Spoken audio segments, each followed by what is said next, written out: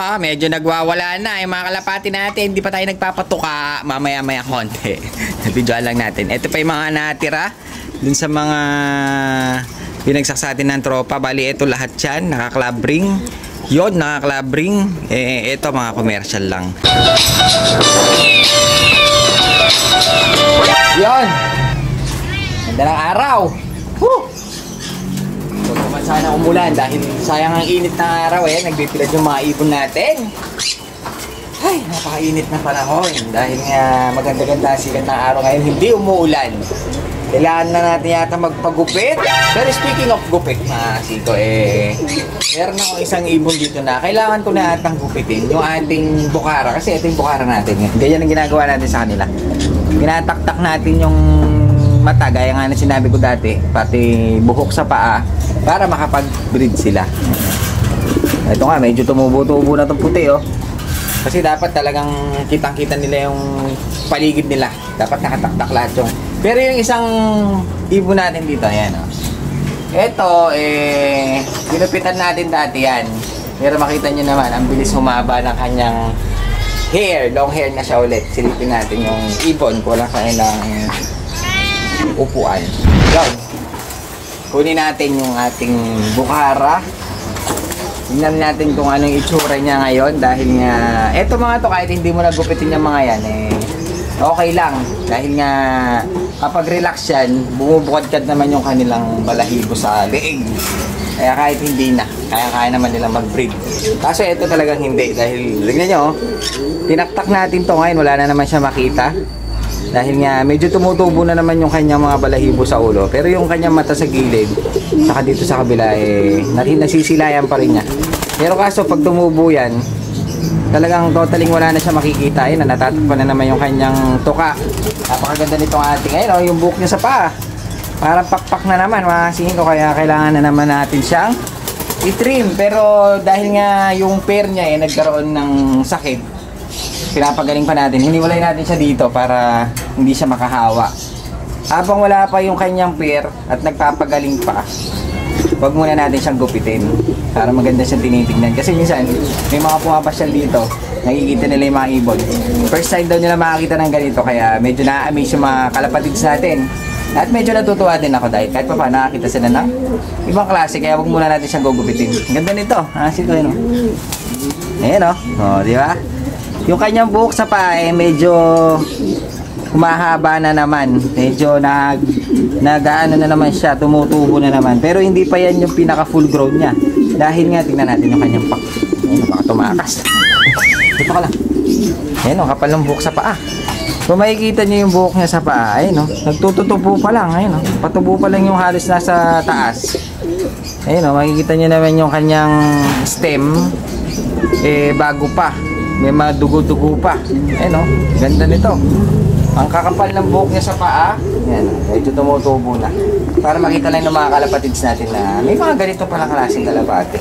Kaya wag muna natin siya i-treat para pag may pumapasyal, meron sila nakikitang kakaibang ibon. Ayan, yan yung pag bumabara ko kakaiba tunog. Yan tinatawag natin bukara. Ayan, pwede siyang pakawalan dahil hindi naman siya ganun kailap. Saka hindi siya gaano nagro-ronda dahil mauuntog. Nakatag yung mukha, di ba? Kaya wag muna natin siyang pagupitan. Tayo ang kailangan magpagupit dahil mga long hair na tayo. Anong paki mo? Tayo, Jacobin. Medyo nagwawala na yung mga kalapati natin. Hindi pa tayo nagpapatuka. Mamaya-maya konti. Nabidyoan lang natin. Ito pa yung mga natira dun sa mga pinagsasatin ng tropa. Bali, ito lahat yan, naka-club-ring. Yun, naka-club-ring. Ito mga commercial lang. Bali, ito mga singko sinama ko muna dyan yung ating dilaw na pinapatanda. Dito muna siya. Nakibanding muna siya dito sa mga dalan ng tropa natin. Bali, ito, silipin lang natin ulit. Napakita na natin to, kaso hindi pa natin siya nilabas dahil punong-puno pa rin yung ating nasa labas na pwesto. Yung mga nandun, wala silang mapwestuhan. Ngayon, medyo nabawas naman na dahil nga pag may nakukuha, naglalabas tayo mga singko. So, ito yung mga naka-club ring lahat yan. May nerpa, pero tapos na lahat. Matatagal na club na natapos ang karera. Kaya tignan nyo naman yung edad nila, medyo matatanda na. Oh, napakaganda oh. Halos kak lahat na nandito. Parang isa lang ang babae, itong nasa gitnang black chick. Parang yan lang ang naging hen dito sa mga, kahit yung itim na yun, mga nasa sa dulo. Kala ko kanina kala ko dati babae siya, kaso ayun oh, lalaki. Barakudo rin mga singko, yun oh, lalaki rin siya. Halos lalaki, isa lang talaga ang hen na nakikita ko. Ito, itong ating black chick. Bali, ito lahat club ring, halo-halo, puro tarlac lang ang club niyan. Tapos na karera na. Galing sa Tropa Pips natin to. Ngayon, yun nandito naman mga singko, ito yung mga commercial na pinagsama-sama ko na lang. May mga commercial dito na PHA, Japan, ganun. Commercial ano lang, leg band. Pero tingnan niyo yung mga itsura. Matatanda rin, puro lalaki at parang isa lang din ang hen. Yung nag-iisang brown na yan, mga babae siya. Kaya meron siyang mapaparisan dyan sa apat na kasama niya. Yun nga lang, yung tatlo matitira, puro kak. Kaya ang nangyayari, puro kak ang natira sa atin. Ang dinidisplay natin sa pwesto, puro lalaki. Kahit dito, puro lalaki rin mga singko. Yan ang gaganda. Bali, ito, commercial. Yung sa kabila naman, puro club ring. 5 piraso lang yung commercial natin. Ngayon, silipin naman natin yung maganda, may borga po. Ito yung borga na blue bar. May borga pa tayong itim. Malalaki. Kasi puro lalaki mga singko. Malalaki lahat sila. Kahit yung nandito wala kang itatapon na parang reject. Dahil nga malalaki lahat. Maganda size, matured lahat. Tsaka lahat na ilaro. Ngayon, dito naman sa kabila, dito may mga babae, kung di ako nagkakamali, tatlong piraso yung mga hen dito. Tapos yung dalawa, lalaki rin. Pero dito lahat yan, nakakalabring din. May BFRC, may iba-iba rin. Puro tarlac yung iba, pero parang ito Nerpa. Kaso tapos na yung karera niya, 2003 pa. 2003. Ali, ito yung isang batch na dinala sa atin. Naipon nga sa atin yung mga nakakalabring mga singko. Dahil yung mga commercial sa labas, pinagsasama-sama ko. Yung mga kalabring, gusto ko, by pair sana kung ilalabas natin. Dahil nga ayoko magkasakit sila. Dahil nga sila pa naman yung pinaka maganda doon sa mga binagsak sa atin. Gusto ko by pair sana sila ilabas. Kaso wala talagang nagpe-pair dahil nga ilan lang, kukunti lang. Pero meron na tayong nailalabas. Meron tayong mga nilalabas doon. Pag may nakuha, mag-ano tayo. Ngayon, pag hindi nakuha, papasok natin yung nilabas natin, maglalabas tayo ng bago. Para nakikita nila, puro bago. Pero eto, ano lang to, stock lang natin. In-stock lang natin para hindi tayo nauubusan ng ibon. Dahil medyo maganda-ganda na yung panahon ngayon mga singko.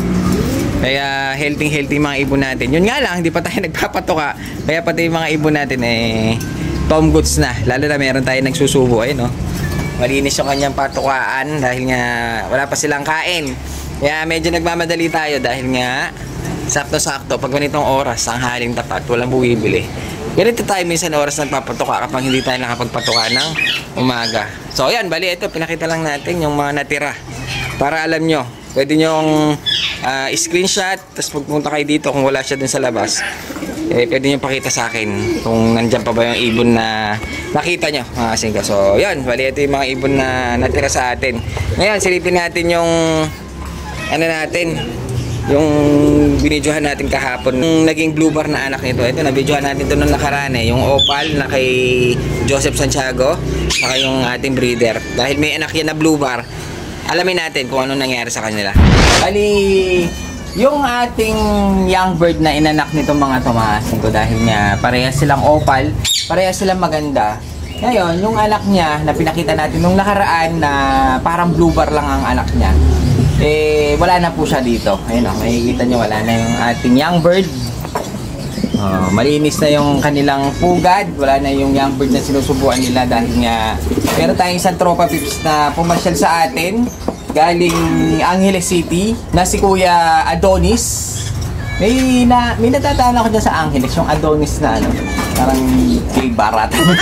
hindi siya yun. Adonis lang ang pangalan niya. Na si Sir Adonis na taga Angeles City. Pinasyalan tayo dito. Bumili siya sa atin ng isang pair ng dilaw, mga yellow, mga singko. Kaya naisip ko, mahilig siya sa mga kulay. Binigay natin yung isang young bird nito. Ngayon, may nakita ako dun sa comment nung nag-video tayo dito. Hindi daw blue bar yun. Hintayin ko daw kung anong iaanak niya. Kaso nung binigay ko siya kanina, nakita ko yung bar niya, hindi pala siya blue bar. Yung kanyang bar namula. Para siyang blue bar na opal bar. Tapos yung buntot niya medyo nag-iba ang kulay. Kaya jackpot si kuya. Naibigay natin sa kanya yung young bird dahil meron daw siyang young bird na ganun na ang size. Pwede niyang mabuhay, pwede niyang ipasit, pwede niyang ilagay doon, baka subuan pa. Total, medyo malaki na. Kung ganun kalaki, kaya ko nang buhayin yun sa chup-chup lang. So, ayun, bali na kay Sir Adonis na yung ating young bird. Binigay lang natin gift bird natin sa kanya dahil pumasyal siya sa atin. So, yun, sana kay kuya maalagaan mabuti. Sana mapalaki at sana ma-update niya tayo kung ano magiging kulay talaga nung young bird nito. Dahil nga, nakita daw niya itong tatay. So, kunin lang natin yung tatay. Nakita daw niya itong tatay. Ayan, iniisip daw niya kung makakapagpalabas daw siya ng ganito.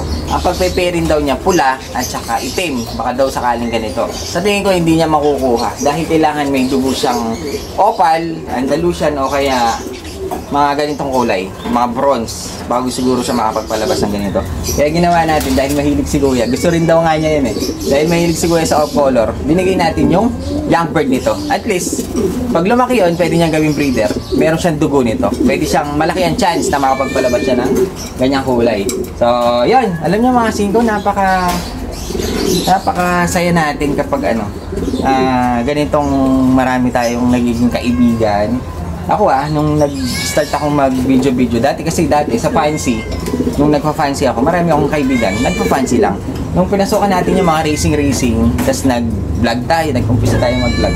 Mas marami akong nakikilala, iba-ibang lugar, marami akong nagiging kaibigan. Tayo, hindi tayo namimili na kaibigan, kahit ano ka pa, nakatabay ka lang, nagtitinta ka lang ng ganito. Yung mga medyo may mga nakikilala ako, medyo matataas na tao, pero nagiging kaibigan natin. Kaya napakasaya ko, kahit si misis ko na masaya siya kapag nakakakita kami ng mga iba-ibang tao, tapos nagiging kaibigan natin. Tapos minsan nakakapagpasaya pa tayo sa mga tropa pips natin na nangangalapati. Kaya sobrang parang sa akin, yun ang parang best na tayo doon sa ganun na larangan natin na nakakapag tayo ng mga tao, nakakakilala tayo ng iba-ibang tao. Kaya masaya kami ni misis ko kapag may pumapasyal dyan, tapos sumisigaw, "Boss Idol!" Tapos nakikita lang tayo, tapos parang ang saya nila mga ko. Kaya minsan, susuklian din natin sila ng minsan pag meron tayong extra ibon, binibigyan natin yung mga iba. Ngayon yung mga iba naman, minsan hindi natin sila naasikaso dahil nga, pag pupunta sila dito, sakto-sakto na lang, maraming tao yung customer na inaasikaso. Siyempre wala tayong tao. Kami lang dalawa ni Gobrea. Minsan may mga nagbabash atin, wala akong pake. Hindi ko na siya pinapansin. Basta kung ano lang yung nakikita niyo sa akin, ganun lang ako. Pero ako talagang napakatahimik ko lang na tao. Mahiyain po talaga ako. Kaya buti nga medyo nalalabanan ko na yung ganun dahil nga nag-start tayo ng mga ganito. Madaldal din pala ako. Ng konti. Pero talagang medyo mahihain po talaga ako. So, yun! Napakasaya natin dahil nga meron tayong mga nagiging kaibigan mula sa iba-ibang lugar na dahil sa pag-iibon natin. Marami tayong nagiging kaibigan, kaya masaya tayo. Sa karera, sa mga ibon, dapat sila lang naglalaban. Kailangan marami tayong mga tropa. Mas importante yun. Kaya mula ngayon, sobrang dumami yung tropa pips ko. Lalo na yung mga manginginom na tropa pips natin. Masakit ang ulo ko. Kaya doon sa mga tropa pips natin na mahilig mag-alaga ng kalapate, yung hobby natin, pagpatuloy lang natin, dyan tayo masaya Dyan tayo masaya. Kaya doon sa mga tropa pips naman na medyo hindi natin napapansin, lalo na sa comment dahil talagang hindi po talaga ako gano'n nagre-reply dahil si Mrs. lang ang madalas mag-reply. Siya masipag, kaso minsan di rin niya maharapan. Pasensya na po kayo. Tao lang. Doon sa mga mahilig maghingi ng mga kalapate, sana makapagparami pa tayo para makapagpabigay tayo ng maraming kalapate dun sa mga, lalo dun sa mga bata. Dahil mas gusto ko nagbibigay talaga sa mga bata dahil sila halos ang walang pambili. Sana makapag-breed, gumanda yung breeding natin, makapagpabigay tayo dun sa mga gusto magkalapate talaga. So, yun! Sa mga hindi natin napapasin, mga basher, pasensya na po. Tao lang.